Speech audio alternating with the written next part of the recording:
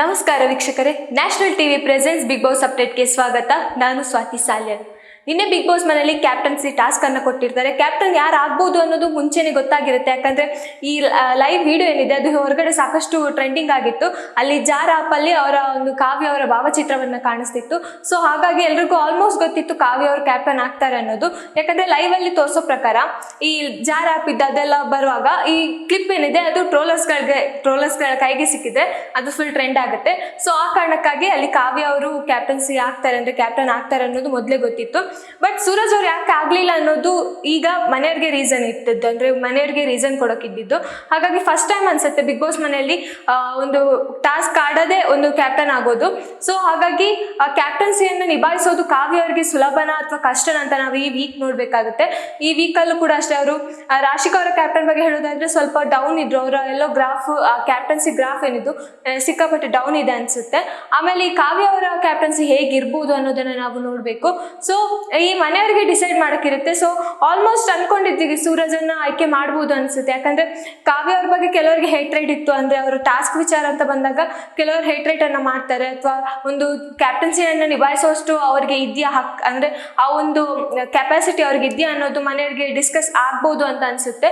But ಅಲ್ಲಿ ಕಾವ್ಯ ಅವ್ರನ್ನ almost select ಮಾಡಿದ್ದು ಅಶ್ವಿನಿ ಮತ್ತೆ ರಾಶಿಕಾ ಅವ್ರನ್ನ ಬಿಟ್ಟು ಮನೆ ಬಾಕಿದವರೆಲ್ಲ ಅವರು ಕ್ಯಾಪ್ಟನ್ ಆಗಿ ಕಾವ್ಯ ಅವ್ರನ್ನ ಚೂಸ್ ಮಾಡ್ತಾರೆ. ಸೊ ಕಾವ್ಯ ಅವರಿಗೆ ಇದೊಂದು ಪ್ಲಸ್ ಪಾಯಿಂಟ್ ಆಗುತ್ತೆ. ಯಾಕಂದ್ರೆ ಅವರು ಆ ವೀಕಲ್ಲಿ ಆಡಿದ್ದಂದ್ರೆ ಈ ವೀಕಲ್ಲಿ ಆಡಿದಂಥ ಟಾಸ್ಕ್ ಏನು ತುಂಬಾ ಚೆನ್ನಾಗಿ ಆಟ ಆಡ್ತಾರೆ. ಅಶ್ವಿನಿ ಅವ್ರಿಗೆ ಫೈಟ್ ಕೊಡ್ತಾರೆ, ಆಮೇಲೆ ಚೈತ್ರ ಅವ್ರಿಗೂ ಅಷ್ಟೇ ಫೈಟ್ ಕೊಡ್ತಾರೆ. ಈ ಹಿಂದೆ ಕಾವ್ಯ ಅವರು ಏನು ಫಿಸಿಕಲ್ ಟಾಸ್ಕ್ ಅಲ್ಲಿ ಅಷ್ಟೇನಿಲ್ಲ ಆ ತರ ಮಾತಾಡ್ತಿದ್ದವರಿಗೆ ಇದೊಂದು ಉತ್ತರ ಆಗಿದೆ. ಈ ವೀಕ್ ಅವರ ಆಟ ಉತ್ತರವಾಗಿದೆ ಅನ್ಸುತ್ತೆ.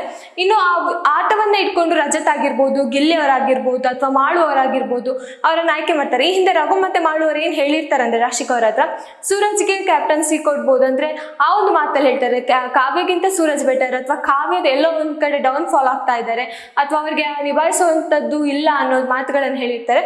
ಬಟ್ ಇಲ್ಲಿ ಶಾಕಿಂಗ್ ಅಂತ ಹೇಳಿದ್ದಾರೆ ರಾಶಿಕಾ ಅವರು. ಯಾಕಂದ್ರೆ ಮಾಳು ಅವರು ಕೂಡ ಕಾವ್ಯ ಅವರ ಹೆಸರನ್ನ ತಗೊಂಡಿದ್ದಾರೆ, ರಘು ಅವರು ಕೂಡ ಕಾವ್ಯ ಅವರ ಹೆಸರನ್ನ ತಗೊಂಡಿದ್ದಾರೆ. ಸೊ ಹಾಗಾಗಿ ಅಲ್ಲಿ ಅವ್ರಿಗೆ ಎಲ್ಲೋ ಒಂದ್ ಕಡೆ ಇದು ಶಾಕಿಂಗ್ ಅಂತ ಹೇಳ್ತಿದ್ರು. ಅಶ್ವಿನಿ ಅವ್ರ ಜೊತೆ ಡಿಸ್ಕಸ್ ಅನ್ನ ಮಾಡ್ತಿದ್ರು. ಸೊ ಅಶ್ವಿನಿ ಅವ್ರಿಗೆ ಪರ್ಸನಲಿ ಟಾರ್ಗೆಟ್ ಇತ್ತು. ಫಸ್ಟ್ ಇಂದ ಬಂದಾಗ್ಲೂ ಕಾವ್ಯ ಅವರ ಕೆಂಗಣ್ಣಿಗೆ ಗುರಿಯಾಗಿರುವಂತದ್ದು. ಹಾಗೆ ನೋಡ್ತಾ ಬರುವಾಗ ಕಾವ್ಯ ಅವರನ್ನು ಆಯ್ಕೆ ಮಾಡಲ್ಲ ಅಂತ 100% ಶ್ಯೂರಿಟಿ ಇತ್ತು ನಮಗೆ. ಇನ್ನು ರಾಶಿಕಾ ಅವರು ಹೇಳೋದೇ ಬೇಡ, ಸೂರಜ್ ಅಥವಾ ಬೇರೆಯವರು ಅಂದ್ಕೊಂಡ್ರೆ ಅಲ್ಲಿ ಸೂರಜ್ ಅವರ ಹತ್ರನೇ ಹೋಗ್ತಾರೆ.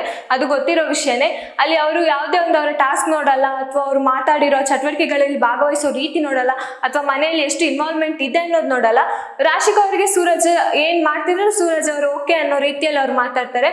ಎಷ್ಟೇ ಆದ್ರೂ ಈಗ ಸೂರಜ್ ಅಥವಾ ಬೇರೆ ಯಾರೇ ಸ್ಟ್ರಾಂಗೆಸ್ಟ್ ಕಂಟೆಸ್ಟೆಂಟ್ ಅಂತ ಇದ್ರು, ಅಥವಾ ಸೂರಜ್ಗಿಂತ ಬೆಟರ್ ಯಾರಿದೆ, ಈಗ ಗಿಲ್ಲಿ ಅಥವಾ ಸೂರಜ್ಗಿಂತ ಬೆಟರ್ ಎಂಟರ್ಟೈನ್ಮೆಂಟ್ ಯಾರು ಮಾಡ್ತಾರೆ ಅವರನ್ನ ಚೂಸ್ ಮಾಡೋದಿಲ್ಲ. ಬಟ್ ಇಲ್ಲಿ ಸೂರಜ್ ಅವ್ರನ್ನೇ ಚೂಸ್ ಮಾಡ್ತಾರೆ. ಅದು ರಾಶಿಕಾ ಅವ್ರು ಮಾಡ್ಕೊಂಡು ಬಂದಿರೋದೆ. ಅವ್ರು ಸೂರಜ್ ಅವರಿಂದ ವೈಲ್ಡ್ ಕಾರ್ಡ್ ಎಂಟ್ರಿ, 3ನೇ ವಾರದಿಂದ ಏನು ವೈಲ್ಡ್ ಕಾರ್ಡ್ ಎಂಟ್ರಿ ಆಯ್ತು ಸೂರಜ್ ಅವ್ರದ್ದು, ಅಲ್ಲಿಂದ ಅವರ ಒಂದು ಫ್ರೆಂಡ್ಶಿಪ್ ಬಿಲ್ಡ್ ಆಯ್ತು. ಫ್ರೆಂಡ್ಶಿಪ್ ಆಗಿ ಈಗ ಅವ್ರ ಜೊತೆನೇ ಕ್ಲೋಸ್ ಆಗಿದ್ದಾರೆ. ಸೊ ಅಲ್ಲಿ ನಾವು ನೋಡ್ಬೋದು ಯಾವುದೇ ಒಂದು ವಿಷಯ ಬಂದ್ರು ಅಷ್ಟೇ ಸೂರಜ್ ಅವ್ರನ್ನ ಫಸ್ಟ್ ಅವ್ರು ಆಯ್ಕೆ ಮಾಡುವಂಥದ್ದು ನಾವು ನೋಡೇ ಇರ್ತೀವಿ. ಸೊ ಆ ಕಾರಣಕ್ಕಾಗಿ ಅಲ್ಲಿ 100% ಶೋರ್ ಇತ್ತು. ರಾಶಿಕಾ ಅವರು ಸೂರಜ್ ಅವ್ರನ್ನ ಆಯ್ಕೆ ಮಾಡ್ತಾರೆ. ಅಶ್ವಿನಿ ಅವರಂತೂ ಹೇಳೋದೇ ಬೇಡ, ಅದೇ ವೀಕಲ್ಲಿ ಅಂದ್ರೆ ಈ ವೀಕಲ್ಲಿ ಒಂದು ಅವ್ರಿಗೆ ಜಗಳ ಆಗಿರುತ್ತೆ ಕಾವ್ಯ ಮತ್ತೆ ಅವ್ರಿಗೆ. ಸೊ ಕಾವ್ಯ ಅವರೆಲ್ಲೂ ಅವರನ್ನ ಬಿಟ್ಕೊಡಲ್ಲ, ಹೋಗೇ ಬಾರೆ ಅನ್ನೋ ರೀತಿಯಲ್ಲೇ ಮಾತಾಡ್ತಾರೆ. ಯಾಕಂದ್ರೆ ಯಮ್ಮ ಅಂತ ಪದ ಬಳಸೋದು ಒಂದು ರೆಸ್ಪೆಕ್ಟ್ ಕೊಟ್ಟು ಬಳಸ್ತಾರೆ ಅವರು. ಆಗ ಅಶ್ವಿನಿ ಅವ್ರು ಏನ್ ಮಾಡ್ತಾರೆ, ನಿನ್ನ ಅಮ್ಮನ್ಗೆ ಹೇಳು ಆ ತರ ಮಾತುಗಳನ್ನು ಹೇಳ್ತಾರೆ. ಸೊ ಆ ಒಂದು ಮಾತು ಬೇಡ ಅನ್ಸುತ್ತೆ. ಯಾಕಂದ್ರೆ ಆ ಯಮ್ಮ ಅನ್ನೋ ಪದದಲ್ಲಿ ಅಷ್ಟೇನು ಕೆಟ್ಟ ವರ್ಡ್ ಇಲ್ಲ ಅನ್ಸುತ್ತೆ. ಯಾಕಂದ್ರೆ ಸುದೀಪ್ ಅವರು ಒಂದು ಹೇಳಿದ್ದಾರೆ, ಯಾರೋ ಸುದೀಪ್ ಅವ್ರು ಹೇಳಿದಾಗ ಸುದೀಪ್ ಅವರು ಹೇಳಿರ್ತಾರೆ ಆ ಒಂದು ವರ್ಡ್ ಅಲ್ಲಿ ಏನು ಅಷ್ಟು ಕೆಟ್ಟದಿಲ್ಲ ಅಲ್ಲ ಅಂತ ಹೇಳಿರ್ತಾರೆ. ಸೊ ಹಾಗಾಗಿ ಯಮ್ಮ ಅನ್ನೋ ಶಬ್ದದಲ್ಲಿ ಅಷ್ಟೇನು ಕೆಟ್ಟ ಪದ ಇಲ್ಲ ಅನ್ಸುತ್ತೆ. ಬಟ್ ಅಶ್ವಿನಿ ಅವರಿಗೆ ಟ್ರಿಗರ್ ಆಗೋಕೆ ಅದೊಂದು ಪಾಯಿಂಟ್ ಸಾಕಾಗುತ್ತೆ. ಸೊ ಆ ಕಾರಣಕ್ಕಾಗಿ ಕಾವ್ಯ ಅವ್ರನ್ನ ತುಂಬಾ ಹೇಟ್ರೇಟ್ ಮಾಡ್ತಾರೆ. ಕಾವ್ಯ ಅವರ ಅಂದ್ರೆ ಆಗಲ್ಲ ಅನ್ಸುತ್ತೆ ಅಶ್ವಿನಿ ಅವ್ರಿಗೆ. ಯಾವುದೇ ವಿಷಯ ಬಂದ್ರು ಅಷ್ಟೇ ಕಾವ್ಯ ಅವರ ವಿರುದ್ಧವಾಗಿ ನಿಂತ್ಕೋತಾರೆ ಹೊತ್ತು ಕಾವ್ಯ ಅವರ ಸಪೋರ್ಟಿವ್ ಆಗಿ ಯಾವತ್ತೂ ನಿಂತ್ಕೊಂಡಿರೋದು ನಾವು ನೋಡಿಲ್ಲ. ಕಾವ್ಯ ಅವರಾದ್ರೆ ಅಶ್ವಿನಿ ಅವರ ಟಾಸ್ಕ್ ಆಗಿರ್ಬೋದು ಅಥವಾ ಪ್ರತಿಯೊಂದು ವಿಷಯಕ್ಕೂ ಸಪೋರ್ಟ್ ಮಾಡ್ತಾರೆ. ಈಗ ಉಸ್ತುವಾರಿ ಆಗಿದ್ದಾಗ ಅಶ್ವಿನಿ ಅವರು ಒಂದು ಗೇಮ್ ಅಲ್ಲಿ ಡೌಟ್ ಅನ್ನೇ ಕೇಳ್ತಾರೆ. ಬಟ್ ಕಾವ್ಯ ಅವರು ಅದನ್ನ ಯಾವ್ದಂದ್ರೆ ಜಗಳವನ್ನ ತಲೆಯಲ್ಲಿ ಇಟ್ಕೊಳ್ಳದೆ ಅದನ್ನ ಕ್ಲಿಯರ್ ಮಾಡೋದಾಗಿರ್ಬೋದು, ಈ ತರ ಮಾಡ್ತಾರೆ. ಇಲ್ಲಿ ಅಶ್ವಿನಿ ಅವ್ರು ಏನಂದ್ರೆ ಒಂದು ಯಾವ್ದೋ ಒಂದು ಫಸ್ಟ್ ಪಾಯಿಂಟ್ ಅನ್ನ ಇಟ್ಕೊಂಡು ಅದನ್ನೇ ಒಂದು ಇಡೀ ದಿನ ಅಂದ್ರೆ ಇಡೀ ವಾರ ಅದನ್ನೇ ಎಳೆಯೋದಾಗಿರ್ಬೋದು, ಈ ತರ ಮಾಡೋದನ್ನ ನಾವು ನೋಡಿದ್ದೇವೆ. ಮತ್ತೆ ಅಶ್ವಿನಿ ಅವರು 2.0 ಏನಂತ ಹೇಳ್ತಾರಲ್ಲ, ಅಶ್ವಿನಿ ಅವರು 2.0 ಆಗಿದ್ದೀನಿ, ಬದಲಾಗಿದ್ದೀನಿ ಅನ್ನೋದನ್ನ ಏನ್ ಹೇಳ್ತಾರಲ್ಲ, ಎಲ್ಲೂ ಕಾಣಿಸಿಲ್ಲ. ಒಂದು ಜಾನ್ವಿ ಅವರು ಹೋದಾಗ ಒಂದು ವಾರ ಏನೋ ಬದಲಾಗಿದ್ರು, ಒಂದು ವಾರ ಅಶ್ವಿನಿ ಅವರು ಶಾಂತ ಮೂರ್ತಿ ಆಗಿದ್ರು ಅಂತ ಅನ್ಸ್ತಿತ್ತು. ಬಟ್ ಈಗ ಮತ್ತೆ ಅದೇ ರಾಗ ಗಾದೆ ಹಾಡು ಅನ್ನೋ ರೀತಿ ಅವರು ಈಗ ಮತ್ತೆ ಕೆಲವೊಂದು ವಿಷಯವನ್ನ ಜಗಳಕ್ಕೆ ಕನ್ವರ್ಟ್ ಮಾಡೋದಾಗಿರ್ಬೋದು ಅಥವಾ ಮಾತಿಗೆ ಮಾತು ಬೆಳೆಸೋದಾಗಿರ್ಬೋದು, ಎಲ್ಲೋ ಒಂದ್ ಕಡೆ ಕೂತ್ಕೊಂಡು ಬೇರೆಯವ್ರನ್ನ ತನ್ನನ್ನ ಮ್ಯಾನಿಪುಲೇಟ್ ಮಾಡೋ ರೀತಿ ಮಾಡೋದಾಗಿರ್ಬೋದು, ಈ ತರ ಮಾಡ್ತಿದ್ದಾರೆ. ನಿನ್ನೆ ಕಾವ್ಯ ಅವರು ಅಷ್ಟೇ ಕ್ಯಾಪ್ಟನ್ ಆದಾಗ್ಲೂ ಅಷ್ಟೇ ಅವ್ರಿಗೆ ತುಂಬಾ ಉರಿ ಅಂತ ಅನ್ಸ್ತಿತ್ತೇನೋ, ಎಲ್ಲೋ ರಾಶಿಕಾ ಅವ್ರ ಜೊತೆ ಡಿಸ್ಕಸ್ ಮಾಡೋದಾಗಿರ್ಬೋದು ಅಥವಾ ಸೂರಜ್ ಮತ್ತೆ ರಾಶಿಕಾ ಅವ್ರ ಹತ್ರ ಕೂತ್ಕೊಂಡು ಈ ತರ ಅಂತ ಮಾತಾಡೋದಾಗಿರ್ಬೋದು, ಸಾಕಷ್ಟು ವಿಷಯಗಳಲ್ಲಿ ಮ್ಯಾನಿಪುಲೇಟ್ ಮಾಡೋ ರೀತಿ ನಮಗೂ ಕಾಣಿಸುತ್ತೆ. ಬಟ್ ಅವರು ವೀಕೆಂಡ್ ಅಂತ ಬಂದಾಗ ಇಲ್ಲ ಅಣ್ಣ ಹಾಗಣ್ಣ ಅಂತ ಹೇಳ್ಕೊಂಡು ಸುದೀಪ್ ಅವ್ರ ಹತ್ರ ಒಳ್ಳೆ ರೀತಿಯಲ್ಲಿ ಮಾತಾಡ್ತಾರೆ. ಆದ್ರೆ ಈ ವಿಷಯವನ್ನ ಅಂದ್ರೆ ಮೊನ್ನೆ ಆದಂತ ವಿಷಯವನ್ನ ಸುದೀಪ್ ಅವರು ಇವತ್ತಿನ ಕಿಚ್ಚನ ಪಂಚಾಯತಿಯಲ್ಲಿ ತಕೊಳ್ಬೇಕು. ಯಾಕಂದ್ರೆ ಅವರ ಮನೆಯವರ ವಿಷಯಕ್ಕೆ ಹೋಗಿದ್ದಾರೆ, ಕಾವ್ಯ ಅವರ ಮನೆಯವರ ವಿಷಯವನ್ನ ಮಾತಾಡಿದ್ದಾರೆ ಅಶ್ವಿನಿ ಅವರು. ಸೊ ಆ ಕಾರಣಕ್ಕಾದ್ರೂ ಈ ಒಂದು ವೀಕಲ್ಲಿ ಅಂದ್ರೆ ಈ ಒಂದು ಇವತ್ತಿನ ಕಿಚ್ಚನ ಪಂಚಾಯತಿಯಲ್ಲಿ ಆ ಒಂದು ಮಾತನ್ನ ಸುದೀಪ್ ಅವ್ರು ಹೇಳಿದ್ರೆ ಮಾತ್ರ ಸುದೀಪ್ ಅವರು ಈ ಒಂದು ಕಿಚ್ಚನ ಪಂಚಾಯತಿಗೆ ಅವರು ಒಂದು ವ್ಯಾಲಿಡ್ ಆಗಿರ್ತಾರೆ, ಆ ಒಂದು ಮಾತಿಗೆ ಅವರು ಬೆಲೆ ಕೊಡ್ತಾರೆ, ಆ ಒಂದು ಸ್ಥಾನಕ್ಕೆ ಅವರು ಬೆಲೆ ಕೊಡ್ತಾರೆ ಅಂತ ಅನ್ಸುತ್ತೆ. ಯಾಕಂದ್ರೆ ಎಷ್ಟೋ ಸಲ ಏನೋ ಕೆಟ್ಟ ಪದ ಬಂದಾಗ ಅವರು ಮಾತಾಡಿದ್ದಾರೆ, ಸುದೀಪ್ ಅವರು ಅದಕ್ಕೆ ಸ್ಟ್ಯಾಂಡ್ ತಗೊಂಡಿದ್ದಾರೆ, ಯಾರದೇ ತಪ್ಪಿದ್ರು ಅದಕ್ಕೆ ಮಾತಾಡಿದ್ದಾರೆ. ಆದ್ರೆ ಅಶ್ವಿನಿ ಅವರ ವಿಷಯ ಬಂದಾಗ ಎಲ್ಲ ಸಾಫ್ಟ್ ರೀತಿಯಲ್ಲಿ ಮಾತಾಡ್ತಾರೆ, ಆ ತರ ಕೆಲವೊಂದ್ಸಲ ಟ್ರೋಲ್ ಆಗೋದಿದೆ. ಹಾಗಾಗಿ ಅಶ್ವಿನಿ ಅವರು ಈ ಮಾತಿಗೆ ಅಂದ್ರೆ ಮನೆಯವರ ವಿಷಯಕ್ಕೆ ಹೋದ ಈ ಮಾತಿಗೆ ಅವರು ಸುದೀಪ್ ಅವರು ಏನಾದ್ರು ಹೇಳ್ತಾರ ಅನ್ನೋದು ನಾವು ನೋಡ್ಬೇಕು. ಇನ್ನು ಟಾಸ್ಕ್ ಅಂತ ಬಂದಾಗ ನಿನ್ನೆ ಕೆಲವೊಂದಿಷ್ಟು ಆಕ್ಟಿವಿಟೀಸ್ ಅಂದ್ರೆ ಪ್ರಮೋಷನಲ್ ವಿಡಿಯೋ ತರ ಆಕ್ಟಿವಿಟೀಸ್ ಇತ್ತು. ಟಾಸ್ಕ್ ಅಂತ ಏನು ಇರಲಿಲ್ಲ, ಮನೆಯವರು ಅವರವರೇ ಆಗಿ ಮಾತಾಡ್ಕೊಳ್ಳೋದು, ಚೇಷ್ಟೆ ಮಾಡೋದಾಗಿರ್ಬೋದು, ಮೊಟ್ಟೆ ಕದಿಯೋದಾಗಿರ್ಬೋದು. ಗಿಲ್ಲಿ ಮೊಟ್ಟೆ ಕದಿಯೋಕೆ ಎಕ್ಸ್ಪರ್ಟ್, ಮೊಟ್ಟೆ ಅಂತಲ್ಲ ಬೇರೆ ಯಾವುದೇ ವಿಷಯವನ್ನ ಕದಿಯೋಕೆ ಎಕ್ಸ್ಪರ್ಟ್. ಟಾಸ್ಕ್ ಅಂತ ಇದ್ದಿದ್ದು ಅಲ್ಲಿ ಅದೇ ಕ್ಲೀನಿಂಗ್ ಮಾಡುವಂತ ವಿಷಯ ಬಂದಾಗ ರಕ್ಷಿತಾ ಮತ್ತೆ ಧ್ರುವ ಅಂತ ಅವರಿಗೆ ಒಂದು ಟಾಸ್ಕ್ ಅನ್ನ ಕೊಟ್ಟಿರ್ತಾರೆ. ಆ ಟಾಸ್ಕ್ ಅಲ್ಲಿ ಅವರು ವಿನ್ ಆದ್ರೆ ಆ ಲಕ್ಸುರಿ ಟಾಸ್ಕ್ ಏನಿದ್ರೆ ಲಕ್ಸುರಿ ಬಜೆಟ್ ಏನೋ ಒಂದು ಉಡುಗೊರೆಯನ್ನ ಬಿಗ್ ಬಾಸ್ ಕೊಡ್ತಾರೆ. ಸೊ ಐಸ್ ಕ್ರೀಮ್ ಆಗಿರ್ಬೋದು, ಅದು ಇವಾಗ ಐಸ್ ಕ್ರೀಮ್ ಏನೋ ಕೊಟ್ಟಿದ್ರು. ಸೊ ಆ ಕಾರಣಕ್ಕಾಗಿ ಮನೆಯವ್ರಿಗೂ ಲಕ್ಸುರಿ ಬಜೆಟ್ ಟಾಸ್ಕ್ ಇತ್ತು. ಹಾಗಾಗಿ 10 ನಿಮಿಷದಲ್ಲಿ ಕ್ಲೀನ್ ಮಾಡಬೇಕಿತ್ತು. ಬಟ್ ಯಾವ ರೀತಿ ಅವ್ರು ಗಲೀಜ್ ಮಾಡಿದ್ರಂದ್ರೆ ಅದು 10 ನಿಮಿಷದಲ್ಲಿ ಆಗುವಂತ ಕೆಲಸ ಅಲ್ಲ, 20 ನಿಮಿಷ ಅರ್ಧ ಗಂಟೆ ಬೇಕು ಅನ್ಸುತ್ತೆ ಆ ಒಂದು ಕ್ಲೀನಿಂಗ್ ಮಾಡೋಕೆ, ಅಷ್ಟು ಒಂದು ಗಲೀಜನ್ನ ಮಾಡಿದ್ರು. ರಕ್ಷಿತಾ ಅವರು ಏನೋ ಪರ್ಸನಲ್ ಟಾರ್ಗೆಟ್ ಇಟ್ಕೊಂಡೇ ಮಾಡಿದ್ದಾರೆ ಅನ್ಸುತ್ತೆ. ಯಾಕಂದ್ರೆ ಆ ಒಂದು ಅವರ ಸಿಚುವೇಶನ್ ನೋಡ್ಬೇಕಿತ್ತು, ಆ ಒಂದು ಅವ್ರ ಆಕ್ಟಿಂಗ್ ನೋಡ್ಬೇಕಿತ್ತು, ಅಲ್ಲಿ ಹೋಗಿ ಅವ್ರ ಗಲೀಜ್ ಮಾಡೋ ರೀತಿಯನ್ನು ನೋಡ್ಬೇಕಿತ್ತು. ಸಾಕಷ್ಟು ಗಲೀಜ್ ಮಾಡೋದಾಗಿರ್ಬೋದು, ಬಿಗ್ ಬಾಸ್ ಕೊಟ್ಟ ಒಂದು ವಸ್ತುವನ್ನೇ ಬಳಸಿ ಗಲೀಜ್ ಮಾಡಿ ಅಂತ ಹೇಳಿದ್ರು. ಬಟ್ ಇವರು ಅಲ್ಲಿ ಸೋಪಿನ ನೊರೆಯನ್ನ ಹಾಕಿ ಕ್ಲೀನ್ ಮಾಡೋದಾಗಿರ್ಬೋದು ಅಥವಾ ಜಾರುವಂತೆ ಮಾಡುವಂತಾಗಿರ್ಬೋದು, ಅಥವಾ ಕೆಲವೊಂದಿಷ್ಟು ಬಾತ್ರೂಮ್ಗಳಲ್ಲಿ ಬಟ್ಟೆಗಳನ್ನ ಎಳ್ದಾಕೋದು, ಈ ತರವನ್ನ ಸಾಕಷ್ಟು ಮಾಡಿದ್ರು. ಬಾತ್ರೂಮ್ ಒಳಗೂ ಕೆಲವೊಂದು ಅಂದ್ರೆ ಕಸಗಳನ್ನ ಹಾಕೋದಾಗಿರ್ಬೋದು, ಅಲ್ಲಿ ಗುಡ್ಸೋಕೆ ಅವರಿಗೆ ಇಡಿಸಿಡಿ ಸಿಗದಷ್ಟು ಕಸವನ್ನ ಇವರು ಮಾಡಿಟ್ಟಿದ್ದಾರೆ.